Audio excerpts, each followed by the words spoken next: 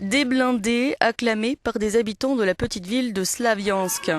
Un défilé accueilli à bras ouverts et sourire aux lèvres par des habitants qui disent avoir peur.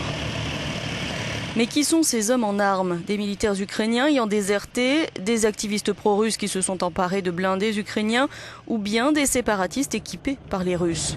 Difficile de savoir même en étant sur place et toutes les hypothèses circulent en Ukraine sur l'origine de ces blindés. Mais pour les habitants, cela n'a pas d'importance. Merci à ces hommes qui sont venus nous protéger. Personne n'a peur d'eux. Nous sommes plus effrayés par ceux qui peuvent venir de l'Ouest, des ultranationalistes de secteur droit. L'un des véhicules arborait le drapeau russe, un autre l'emblème de la République populaire de Donetsk, proclamé la semaine dernière par un groupe anti-Maïdan.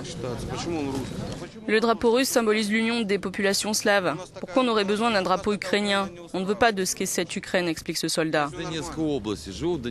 Moi je suis de la région de Donetsk, j'habite la région de Donetsk, mais je refuse de dire de quelle ville. Et d'où viennent ces véhicules, demande notre journaliste. Ces véhicules, c'est un héritage de l'Union soviétique qui appartenait à l'armée ukrainienne. Et maintenant, ils sont du côté de la population. Ouais, ils sont à la République populaire de Donetsk, conclut ce soldat. Un chasseur ukrainien a survolé la ville pendant plusieurs minutes pour voir si tout était calme.